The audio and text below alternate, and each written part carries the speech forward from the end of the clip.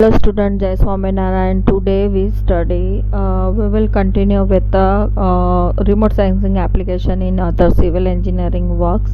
Okay, उसमें point number 5 groundwater studies. Another important application of the remote sensing is in groundwater assessment and management. Remote sensing application in the groundwater studies are generally classified into three broad areas. Estimation of the geomorphic parameters essential for the groundwater modeling, estimation of the groundwater potential, estimation of the groundwater storage. First, estimation of the geomorphic parameters. The remote sensing techniques have been widely used to extract the information about the geological and surface features, dikes, alignments, changes in the lithology, terrain characteristics that are closely associated with the occurrence of the groundwater. Okay, the other sensors such as Landsat TM, it is used for such studies. Satellite image of the Great Dike in Zimbabwe is shown in the figure. Shows the Landsat FCC image of the Central California coast with the geologic structure map superimposed over it. Remote sensing technique can also be used to extract the ground levels in the lakes. That means उसका application क्या है कि ground water level lakes में reverse में कितना है. Okay, तो उसके लिए रिमोट सेंसिंग टेक्निक यूज़ होता है which is an essential part for the ground water modelling. Ground water modelling के लिए हमें लेक में रिवर्स में वाटर लेवल कितना है वो जानना होता है.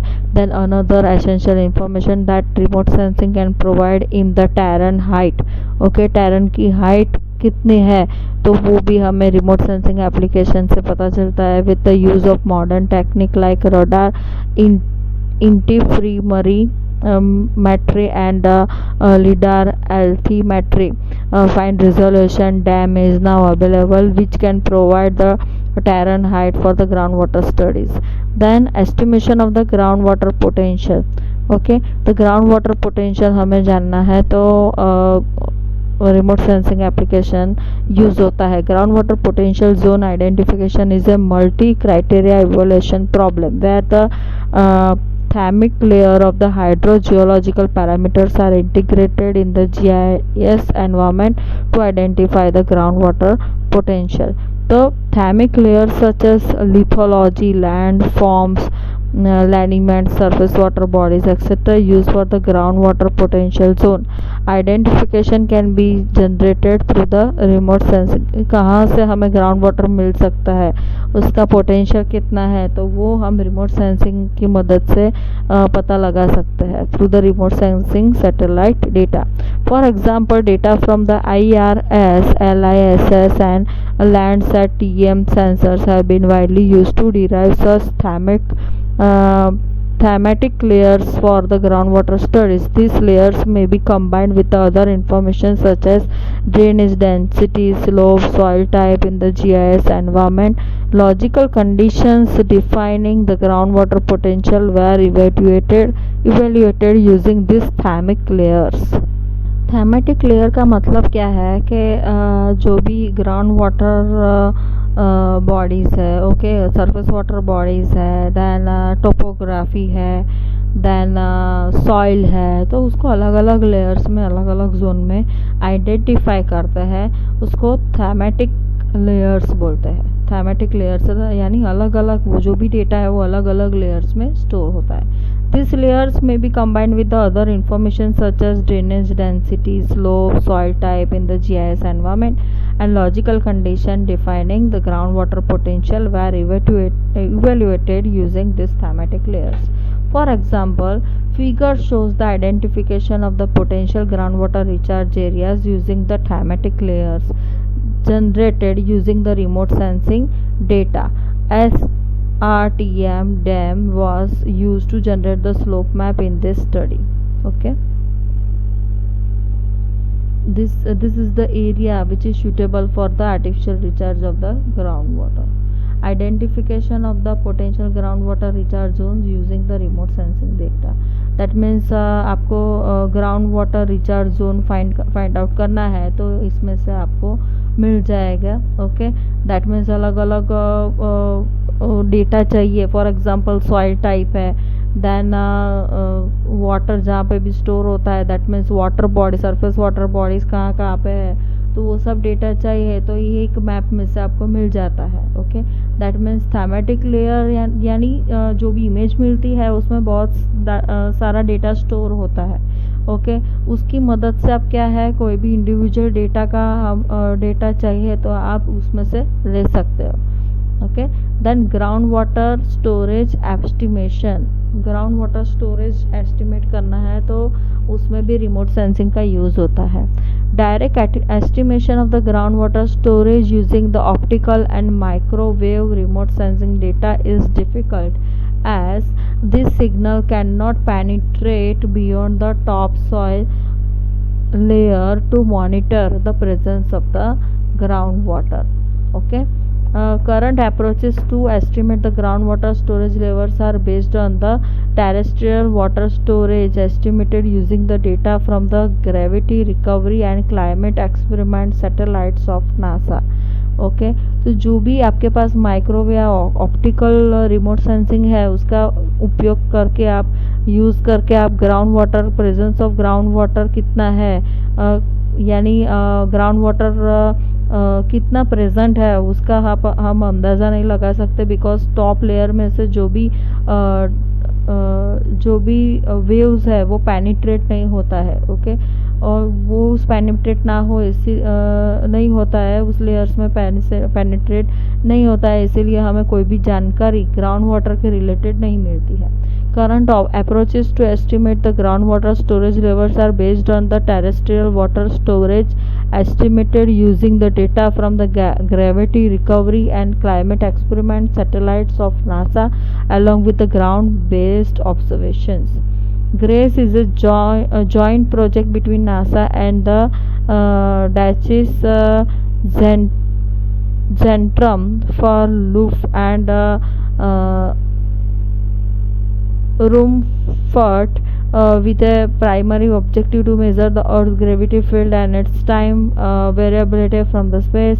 Operational since 2002, the mission uses two satellites following each other at about 220 km apart on the same orbital track at 500 km above the Earth.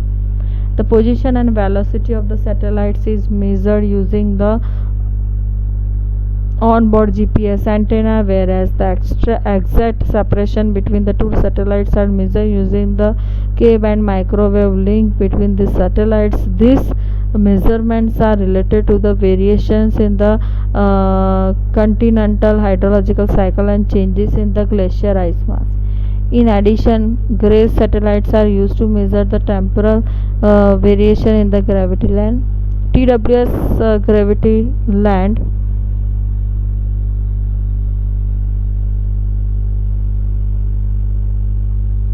gravity field are used to estimate the changes in the TWS. TWS consists of both soil moisture storage and groundwater storage. Therefore, if the soil moisture information is available through in-situ measurement, and TWS data from the GRACE may be used to estimate the groundwater storage. Then Ye et al. 2006 used the following algorithm to retrieve the groundwater storage in the Ionis using the TWS data from the GRACE and the in-situ soil moisture measurements. यहाँ पे एक equation दिया है जिससे हमें पता चल सकता है कि ग्राउंड वाटर स्टोरेज कितना है. Okay, by using TWS data, where N is the soil porosity, D is the root zone depth, S is the soil relative saturation, T is the time period, SY is the specific yield, H is the ground water level.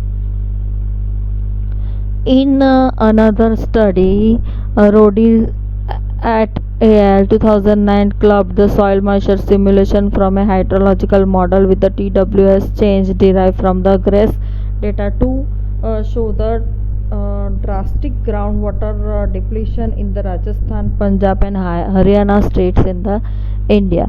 Figure shows the groundwater storage map of United States in term of current wet dry condition expressed as percentile relative to those during the period 1948 to 2009. The map is generated using the WS from the GRACE satellite data as a basic information. Groundwater storage map of the United States derived from the GRACE satellite data. Earthquake and tsunami studies.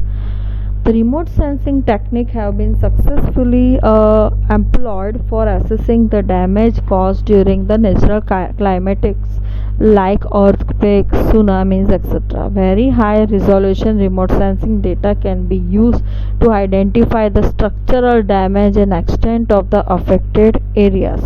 Okay, man-made structures possess more or less regular shape and pattern. Any structural damage generally causes a visible change to this shape, and this concept is used in damage assessment with the aid of the remote sensing data.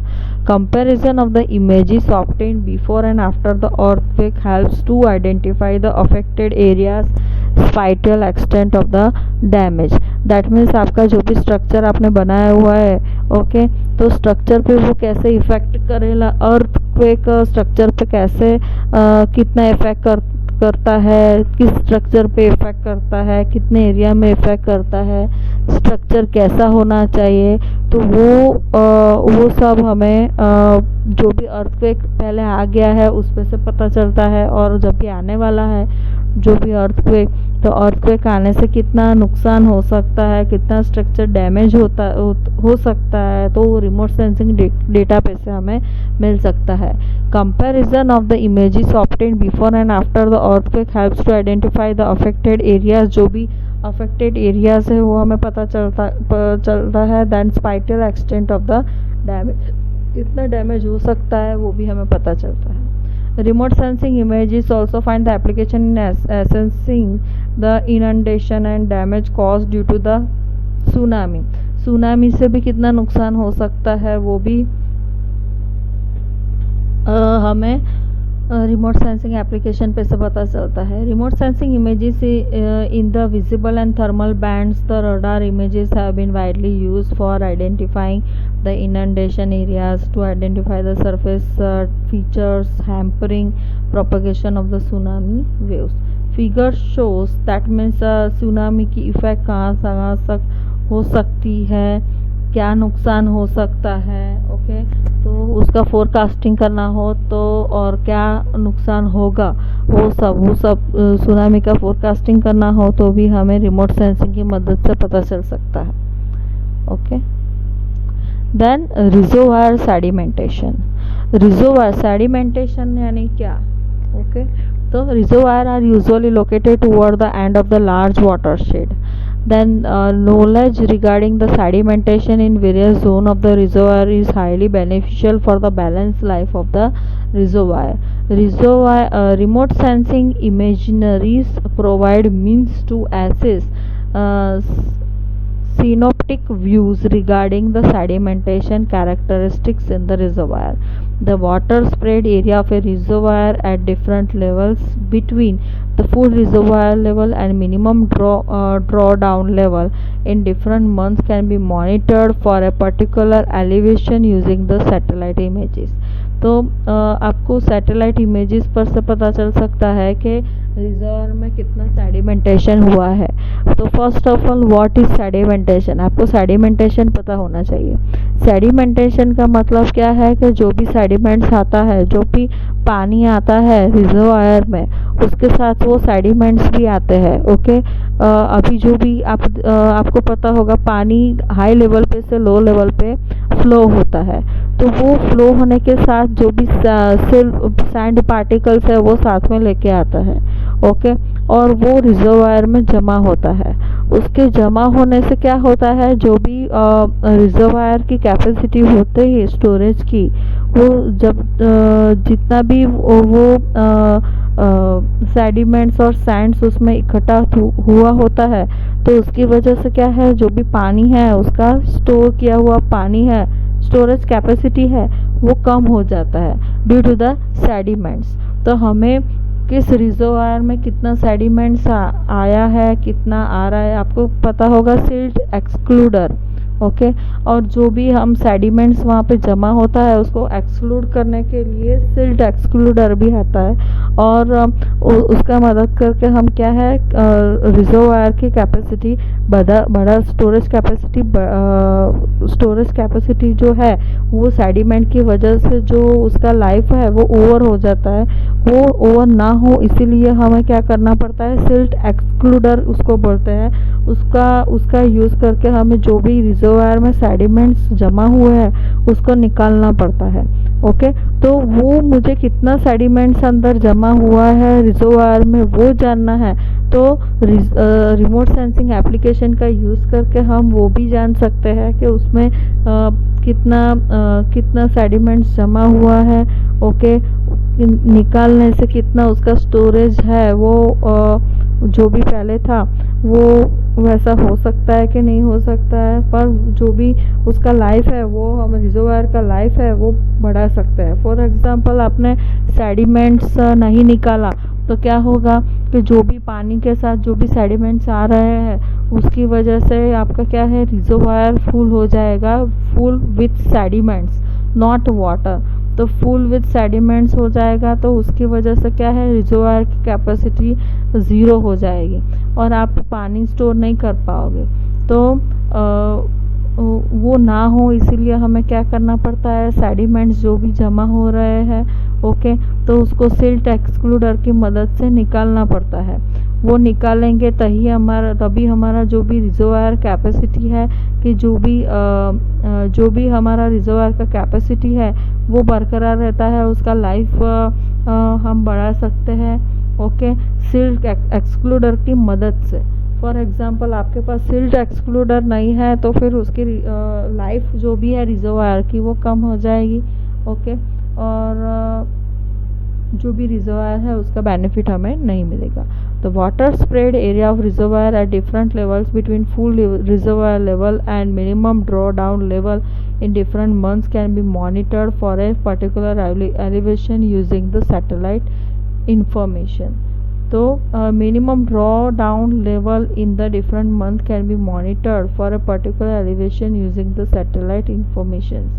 The water spread area of a reservoir, जो भी water spread area है reservoir का at different month, जो भी at water spread area of the reservoir different levels, जो भी water spread area है different level पे कितना है between the full reservoir level and minimum draw down level in different months में कितना है वो हमें मॉनिटर करना है for a particular elevation using the satellite images. That means particular elevation के लिए जो भी वाटर डेप्थ है कितना होना चाहिए, उसका एरिया कितना होना चाहिए, वो सब हमें करना है, तो हमें रिमोट सेंसिंग इमेजेस का यूज़ करना पड़ेगा। Reduction in this water spread area for elevation will essentially indicate the sediment deposition at that particular elevation level. Once the knowledge regarding the reservoir levels on the date of satellite pass if known, it helps in the calculation of the elevation capacity curves. A shift in this curves which strongly indicate a loss in the reservoir capacity. Thus use of the satellite imaginaries acquired on the multiple dates helps in computation of the volume of the storage due to the sedimentation की वजह से उसके storage में कितना फ़र्क पड़ता है, वो जो भी रिजर्वायर का वॉल्यूम है स्टोरेज उसमें कितना फ़र्क पड़ता है वो हम रिमोट सेंसिंग एप्लीकेशन से हमें पता लग सकता है।